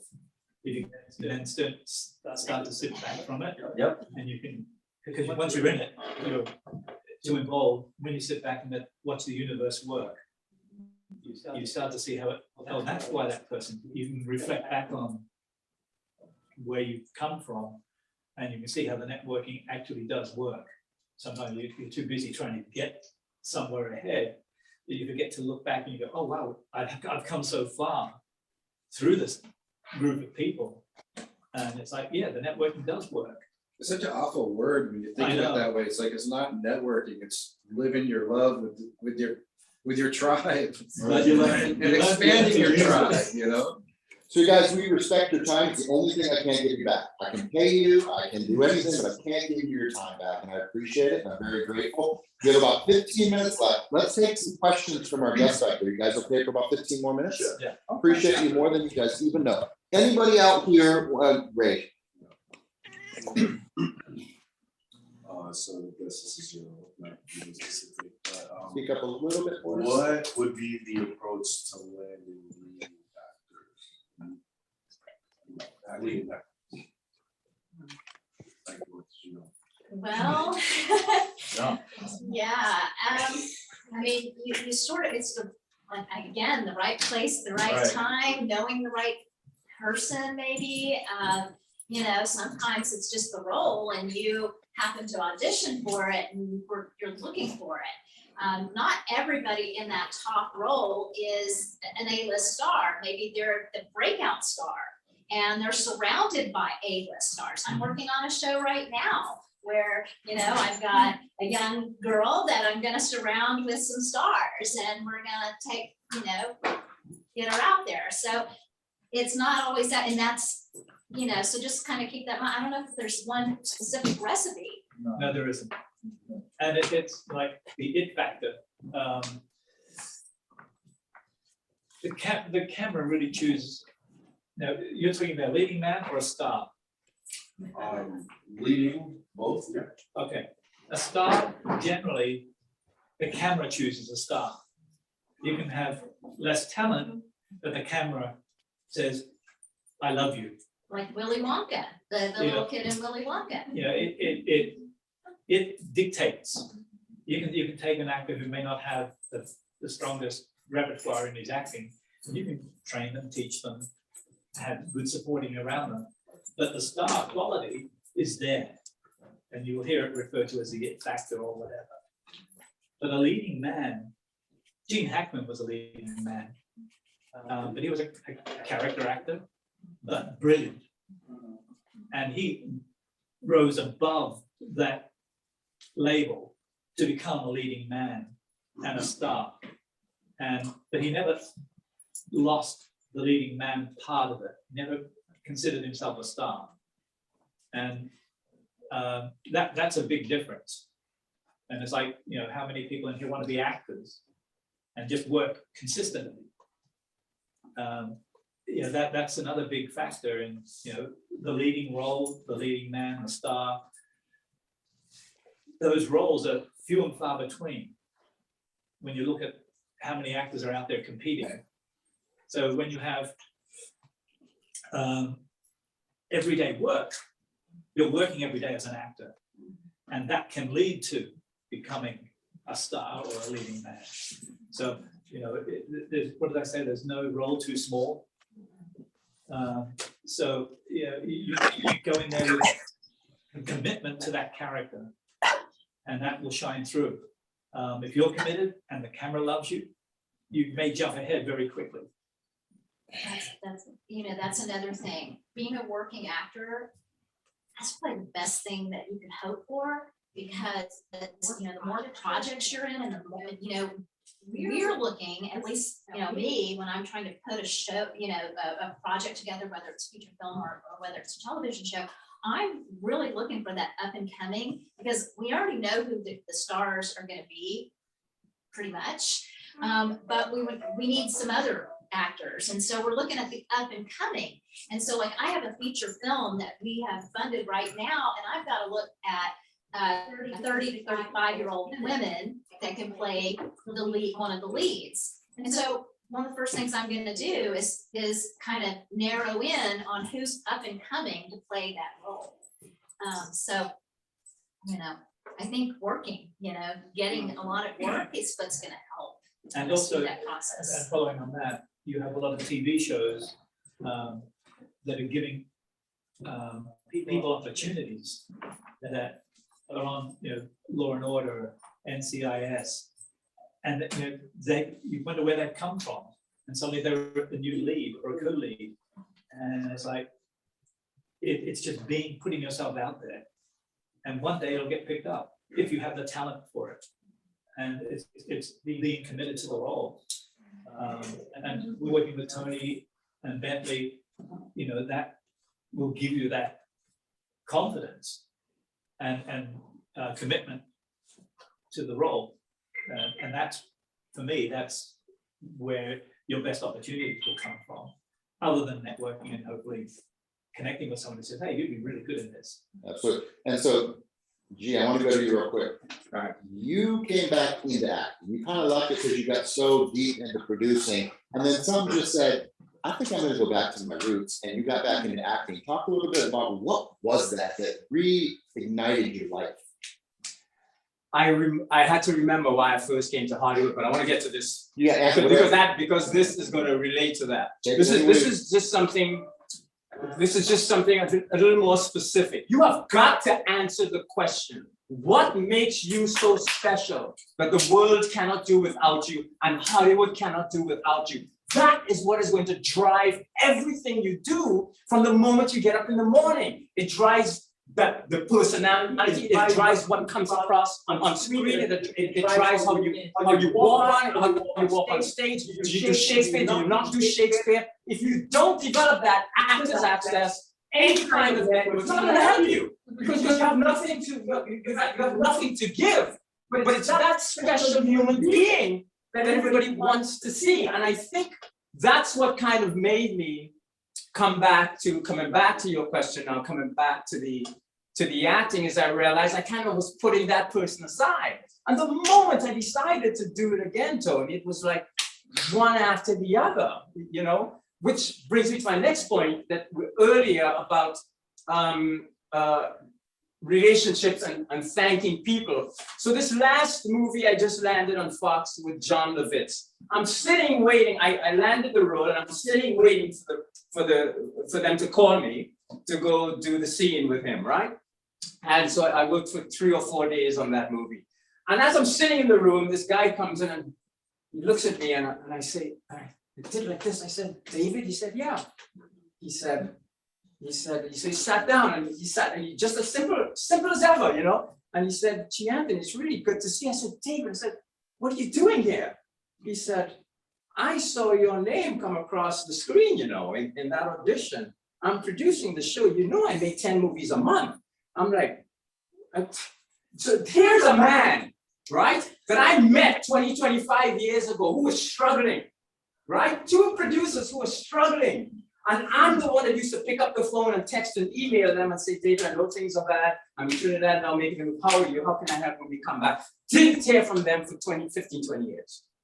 And then suddenly, just the other day, I'm sitting and here he comes with you know what I mean? I do. But it all comes back to that circle of this person of who you are. Because if you can't develop that, if you don't get up and research that, nothing else matters. And the final thing I'll say is, before I decided to come back to Hollywood when we stayed for that 7 years, I read a book. It was called How to Make It in Hollywood by Linda Buzzard. I think that was her name. Linda Buzzard, right? And she had this whole 20-page questionnaire about what makes you so special. What? 20 pages? She was an executive at a studio, right? But she said, as an actor, answer these questions. And it was like 20 pages, question after. And I sat there and answered each question. And when it finally came down to it, it was narrowing down, who are you? Right? Because that's what we want to see. If you're a casting director, producer walking into an office, they don't want to see actors, they want to see real people. But they want to see what makes you so special. That's it. Well, guys, that's a prime example of lifting the energy in the room. We've been here an hour and a half, 2 hours. You know, it can get as much as information we're getting, it's just overload. And then a man like G. Anthony just says, I'm gonna light this room up. He knows what he's doing. He 100% knows what he's doing. But that's an example of what you guys need to do when you walk in the casting office. We sit in there all day long as casting directors and producers. We're exhausted by the time you walk in. Wake us up. Wake us up. And we might like you, you might get the job just because we were tired. So you never know what it is. Yes, sir. One thing I say to young actors is always remember, Morpheus used to be Cowboy Curtis. You know what I mean? Like, it's the same dude. People are Cowboys to the Jerry Curl. You know what I mean? Like, this perseverance he's talking about, like, and that, what, Pee Wee's Playhouse saw for how many years? Yeah. And he still landed Morpheus after all those years? Like, he didn't let that, like, pigeonhole? Like, I'm this important, y'all need me. I'm Morpheus. Yep. You know what I mean? Like, yeah. There is a fine line between confidence and arrogance, and you gotta find that fine line. You gotta have a healthy ego in this business. You don't want to get rid of your ego, but you don't want to be arrogant, and you don't want to be a diva. So we'll talk about that Saturday and Sunday. More questions up here, real quick. I wanted to get Bobby's daughter. This. Say what you want, please. Let's see. Can we see you? Go ahead and stand up for us. Thank you, if you can. Hi. She was in a car accident on the way here, and she still showed up. Yeah. My question is, for any of you, I would love for all of you to answer this question. What was the defining moment in your career? And I'm not talking like business side. I'm talking emotionally. What was the defining moment in your career that changed your perspective on how to move forward? Great question. Adrian. My one was very simple. I was working on The Man from Snowy River, and Kirk Douglas was the star. And I was in the editing room when he arrived in this country town. And I looked over in the doorway and there's Spartacus. And it's like, oh my God. Anyway, no one was in the production office to greet him. So I told my assistant to go up to the pub because I knew that's where they were. And we had a cup of coffee. And I said, if you ever have an opportunity, I'd love to talk to you about the industry. And I met him once more when we were running the dailies and reinforced that beginning of that relationship. And then one day I get a knock on the door and there's Kirk standing in the doorway and he said, would you like to step into my 4-door office? So he sat in his car for 2 hours and he gave me his history. He asked me what I was trying to do. And I explained I was in the transition of moving from editing to directing. I was confused. I didn't quite know how to achieve this. And his words to me were, quote, don't be frightened to stick your cock out in case it gets cut off. It won't. Spartacus. And ever since that time, those words have always struck me when I'm moving forward on a project or something that I'm not confident in, but I need to do it and I commit to it. And that comes from Kirk. And ever since that moment, the projects I've developed are not sequels, they're all original projects, which is why they're hard to get off the ground, but I'm committed to every one of them. And that came from that confidence that Kirk instilled in me. Thank you. Thank you. I know Latanya's a question, and I also want to introduce, I'll come to, Priscilla's going to be one of our guest speakers. So Priscilla, if you could say hi to our audience. You guys come back tomorrow and the next day. She's one of our in-person speakers, and we'll have another 5 people in total for tomorrow's class. So make sure you guys show up for that. But let's finish our questions. Yeah, so the first movie I line produced, I bluffed my way in, so I didn't start. I mean, I started at the bottom, but not in the film, featured film world. So I took an interview with a director, and he asked me if I had line produced, and I said, yeah, I did it, but not feature films. I kind of did rap videos, but not feature film. So it was a bluff. So I got hired as a line producer, and he was a first-time director, and I was a first-time line producer. So that was my journey. So I went, like you were talking about mentor, I reached out to a line producer friend of mine. I took him to lunch and I asked him 300 questions. And after he answered all my questions, I was like, okay, I got it. I can do this. But I had a challenge because it was my first time and I had to prove myself because I kind of bluffed my way in. And we had a film that was low budget. We were going to shoot it here, but it had to look like New York. So I'm like, my brain's going, how do I solve this? Well, it would be great if we could shoot on the back lot of a movie studio, but we didn't have the money to shoot on the back lot. But I, at that point, made a decision that I was going to find a way and that I would find a way to achieve that. So I reached out to everybody I knew, and finally somebody told me they knew somebody at Paramount's back lot. So I got onto a phone call with the guy who managed Paramount's back lot, pitched him the project, pitched what I was doing. He said, how much do you have? I said, nothing. He laughed, I laughed. He said, no, serious. I said, no, I'm serious. So he said, so you want to shoot on the back lot of Paramount Studio and you got no money? I said, yeah, exactly. And he said, wow, that's an interesting request. He said, could you do it on the weekend? I said, of course. And he said, well, how about if I gave you 2 days for free on the back lot for Paramount and you shoot on Saturday and Sunday? I said, 100%, I'm there, let's go. And so I got us the first movie I ever did. We ended up shooting for 2 days on the back lot. And I felt like I died and went to heaven, right? Yeah. And we're on the, but that set that mentality in mind that I could make the impossible possible. And that belief that, you know, you don't give up, you find a way, you just keep going. And when somebody tells you something's impossible, for them it is, but not for you. Because you can make that impossible possible if you go all the way. So that was a turning point for me. And I carried that throughout my whole career. And I believe that I can always somehow make it possible. So we're running low on time, so we're gonna try to get questions. Latanya, I know you had a question. And Kelsey, I didn't see her over there, but Kelsey was one of my students. She went out to be a working actress. She's been on a lot of shows lately. We're gonna talk to her. I don't know, you're coming back tomorrow as well and Sunday? Apparently. Well, you should. You should. You can see her manager advising her that she probably should do that. But, I was just told, be here at this time, right here now. I'm like, okay. half the battle's showing up, the other half is showing up. Sure. So, Latanya, you had a question? I have a question and a comment. Go for it. I'll start with a comment. My son had the brilliant privilege of working with Tony. And very on, it became evident that he possessed that it factor, that confidence. But it was brought out by Tony because he was very shy. Like he couldn't maintain eye contact, you know, but all of a sudden it clicked. And It was the spitball. Remember the spitball? Before the spitball. Mm. It was a Nickelodeon. And it was just a basic like background. Mm. But what happened, he worked before on Nickelodeon and the producers went to him and he was on the side and they were talking to him.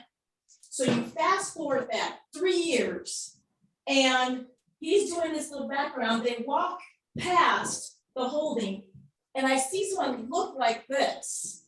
And then they're like, Avery, what are you doing? And he's like, well, I'm just here doing it. I'm like, what do you mean you're doing that? Come with us. They picked him up, pulled them, and then here's the page. Here you go, you're ready, let's go. And it was, I forgot what it was. It was a scene where the hair of the girl was attacking and beating up everyone in the dorms. And so the hair came and stole his sandwich. But they remembered him when he was younger. And they took him. And then after that, every time he stepped foot on set, he just had that where everyone assumed he was the star of the show. Ready Player One, Steven Spielberg did that. So he's doing it. So we're gonna start wrapping up, guys, real quick. Anybody want to get a last minute question in, and then we're gonna wrap up, and hopefully you guys come back tomorrow and Sunday. There's gonna be more guests, a lot of people. I'll connect the right people with the right people. Just stay in touch. We're really happy you guys are all here. And again, all of you are very special to us, and we're glad you're here. It's a very, very small room. Ethan has a question, and then Bentley, and you can wrap it up. So Ethan asked a question. Ethan just had surgery. He had his appendix removed 6 days ago, and he is here. You don't understand that. Yeah. My question's kind of for everyone. I've heard, thank you guys for doing this, by the way, this is like amazing. For yoga, just kind of grinding it out, but what are some like tips you guys have to, because I'm just like, I'm doing this 13 years and I know it's still just a drop in the bucket, and it's like, still it's like so many close calls. It's like, oh yeah, we're looking at you for this. Oh, it's gonna be you, wait, and then it's just like, sorry, cancel the project, all that kind of stuff. How do you, for me, it's acting, for you, it's like producing jobs and all that, but what are some tips that like you have had that have helped you just keep that fire going, to not lose faith in yourself, and just know and find who am I, and how do you keep that fire alive when things are dry? Well, one way I think is gratitude. Every day I wake up and I write in a journal all the things I'm grateful for. And, we're so lucky, and you're lucky, and, to live a life where you have a chance to do what you love. Not everybody gets that chance, and not everybody pursues that chance. And so for you to have that is something to always remind yourself, especially in those times that are more challenging, and times when you're questioning what's going on because it's not working out and you're going through some tough times. It's like reminding yourself how grateful you are for who you are, like G says, who you are, and that you're a unique person, and you have this love and you have this passion, and you want to bring it out there. So don't quit, don't give up. That's the time when you got to go harder. That's the time when you got to go stronger, and just realize that you've been given this gift. It's your gift. So if you don't share it with the world, you're going to let yourself and the world down. So always remind yourself of that and take it forward. So that's what I would say. All right, big round of applause. We're gonna wrap it up. Bentley's gonna wrap this up for us. But you guys, again, I cannot thank all of you enough for this. I'm very grateful. We're gonna stick around for a few minutes afterwards where they get a network with you guys, because that's a big part of tomorrow, teaching them how to network. So you guys will get approached for a little bit, but then we'll keep you out the back and give you some freedom. I didn't really have a question. I just wanted you guys to have the opportunity, if you had one last parting bit of advice to give any app. You don't have to say anything, obviously. But if you guys had one last parting bit of advice for the aspiring Gems of wisdom. Gems of wisdom, something you want to drop on the way out. Otherwise, I'd like to hear each of you for like a minute or whatever, 30 seconds. I'll start. You gotta respect your own path. One of my mentors, Maddie Levitique, is a cameraman, was like, I think you talked about the blinders, having your blinders on, like being really focused. And like even as a cinematographer, it's like I had to like not look at what my classmates had done or other people had done, but at the same time, it's like I still looked, but you gotta realize so many different people, their paths are so like, you just never look at Morgan Freeman. He didn't get a breakout role till he was 40. He was doing like a kid show in his late 30s. He finally got something. He was on the stage being broke, but like if you look at like him talk about it, he didn't get any breakout role till he was 40 years old. Sesame Street. Right. It's like, so like look at that path now. Like respect the timing and respect your own path, no matter what you do in this business, and know that's gonna work out. Half the battles that you're still freaking here doing it. You know what I mean? Like you are actually still here in LA. You didn't like go back to where you're from, or you decided to go to the market.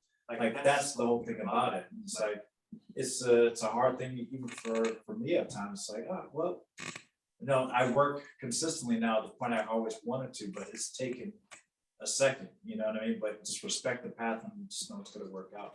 Trust me. All right, we're gonna work our way down. Cindy, any words of wisdom you want to share with us? Just that, for me, I don't know why I went into acting. It wasn't, it was like everybody told me to be an actress. And so I thought, that's what I needed to do, but it was never my calling. And I think I'm probably not saying the right thing here, but it wasn't my calling. My calling was behind the camera. My calling was, you know, on you know, how it all came together. And I always knew that, even when I was trying to please the people that wanted me to be in front of the camera. I always knew I was the person behind it that had the bigger picture. So I think, you know, it's just really getting it, you know, in touch with who you are, being true to yourself. And for me, I still go through those moments where things aren't, where I feel, I think everything can be going great, and I still kind of go through those emotional ups and downs. And I get up very early in the morning, 4:30, 5 o'clock in the morning, and I start with my quiet time. And I just do that every single day. I just go into prayer. And the thing that I do the most, and it puts me to sleep at night, is I start thanking. I just go down and I thank. I'm very grateful, and I start thanking and praying for every single person that I know. Every name that pops into my head. If I can't remember their name, I'll say, remember that boy that had and I just start and I fall asleep.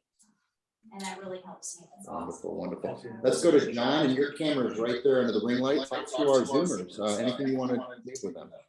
Yeah, well, thank you, Tony, for having us, and thank you, everybody, for being here and listening to us to share the story, and everybody on Zoom as well. So thank everybody for being part of this great evening. You know, for me, it's like, there's a lot of things to sum it up, is like, we have a chance to always be learning and always be growing. And I think that's something that you can take throughout your whole life. You can always improve your skills. You can always improve what you know, your performance, your ability as actors. So you have a great opportunity to always grow and always learn. And I say, you know, for myself, you know, a retirement's gonna come when I look up in the 6 feet of dirt above me. But up until that point, I ain't retiring because I love what I do. And I hope you bring that passion to yourself, have that love of what you do, and bring it out to the world and share it. That's what we all need, so do that. Awesome. Let's go to Adrian, your camera's right here. Well, what you were talking about, it's happened to me for 30 years. And each step, it's the passion that you have for what you're doing, whether it's acting, if you have other skills, whether it's photography, or learning another part of the craft even. Just keep learning. And every door that you may have got close to, it didn't open, you find another one. And that's like it is for me as a director. You don't have auditions every week. You may get an audition twice a year if you're lucky to get to do a movie or a TV show. And what I'm getting around to is I've never lost sight of a particular project. And it's always been hovering around the background. And we even optioned the project in 2003. And we couldn't get it going because it was too big. But it's never left our minds. And 6 months ago, I was asked to direct this picture that's taken 30 years to boomerang around back to me, because I'm now ready to do it. So in that 30 years, even though I've directed bits and pieces and done photography and done special effects and computer games, all of that has given me a grounded base to be able to deal with this particular project. I could have done it earlier, but it wouldn't have been as good as it would be now. So as an actor, you know, it's just constantly doing it. And every audition, you know, you learn something new about a role, about how to deal with people, how to deal with camera. Maybe you're not quite ready yet, but when you are ready, it's going to happen. And then you just take off. So it's the stick-to-itness. Once you want to give up, you may as well give up now. That's in the back of your mind, because move on to something else. But if it's your passion, I don't know anything else. You know, digging ditches in a road is a job. What I do is a very tough hobby. All right. You know, I can't go anywhere else but do this. Yeah, thank you, thank you. And Anthony, you're gonna bring us home, no pressure, you got both. You got both cameras on you, you got all the audience, you got all the Zoom babies, you're gonna wrap up the night. This is GS, let's get this room. No pressure, right? Listen, man, Hollywood can't give you something you don't already have, baby, and if you don't have it, Yeah, you gotta go come find on. it, right?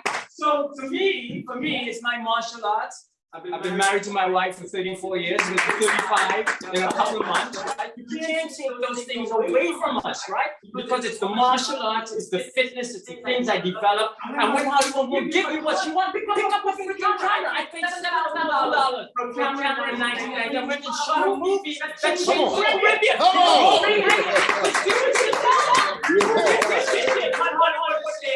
I'm finally, you see this thing? Yeah. John is gonna kill me for this, right? You see this thing called Instagram? That's your own TV station. Yeah, come on, Ray, come on.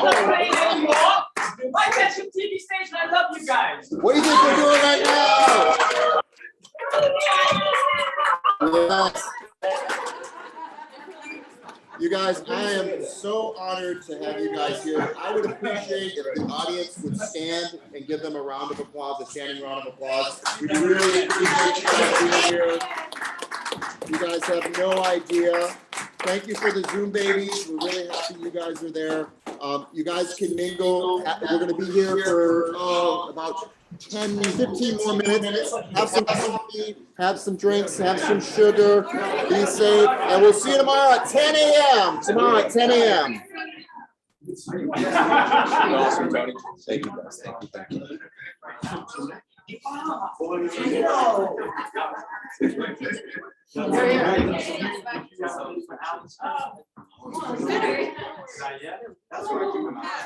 Thank you, Zoomers. Appreciate you guys.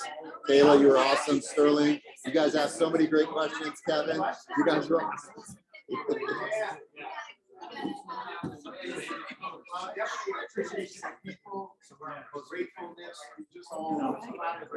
How fun was this? Doing all the Zoom?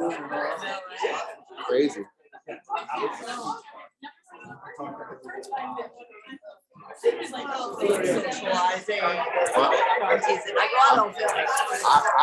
don't feel it either. That's why I'm sitting back here. I'm protected. I'm just glad you guys showed up. It was exhausting getting this ready because I didn't know what was going to happen. Cancel. I'm beyond that. Okay, good. The energy was good. It was intimate. We got the technology working. Everybody got something out of it. Yeah. I was worried about the hybrid because I wasn't quite sure if this was going to work. But it did. It seemed, I mean, we're still going. Was this the first thing you had in here? We should have like a weapon or something like. And yeah, I know, right? I would have done it. Yeah. If I would have had the help, I would have told them. Well, you saw it before it was ready. Yeah, you showed me when the paint was. Yeah, it was a mess. Yesterday there was still. It was still a mess. The chairs are comfortable. Yeah, and it's hard to sit here if they wouldn't. So yeah, we broke the theater in. Can you get a photo of the group? Priscilla, thank you. We're gonna see you tomorrow. I'm so sorry, I didn't know it was gonna come, and so. You're gonna come tomorrow, or? Okay, and we're gonna put you up there tomorrow. I love your jacket. And Bobby, you're gonna be up there tomorrow. Tomorrow, then you, Priscilla. What's his name? The actor from Glee. You guys will be on stage, and then we'll have 2 or 3 people on stage. I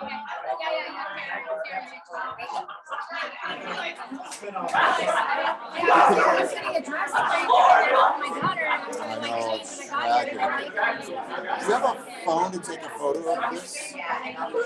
My phone's there. I take it. Or Deanna, do you have a phone to take a photo of this?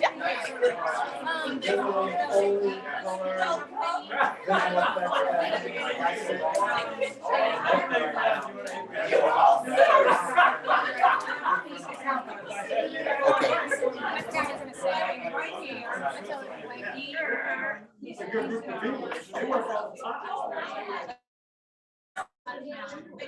Thank you, Doc.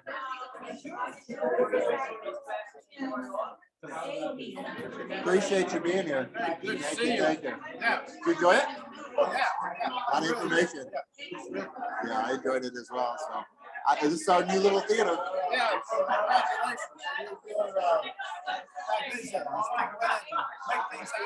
have to, otherwise it's that way. It's either keep trudging, something's gonna happen. But look at this, look at this. Yeah, I've watched, some of their shows. Yeah. And, whether I'm here or up in North Dakota or Texas. Yeah. And, We're always finding something new, trying something new. I'm just looking for that like sweet spot. Like, what is it?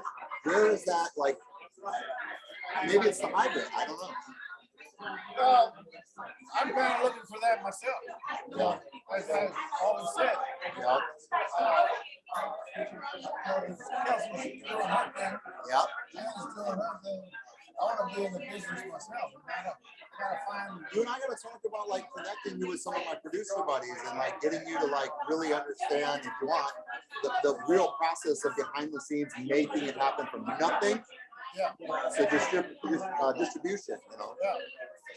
So I'm always available. Well, I appreciate it. Oh, pleasure. I'm glad to see you. You look good. Cut my hair. Well, I cut mine too. Yeah. It was like, I had it down here There twice. was no reason to cut it 2 years ago. I had mine down here the longest I've ever had. Yeah. It's fun, you know, it's like not having to shave, but now, you know, we're coming back. So, well, I appreciate you. I'm gonna shut this down real quick, so.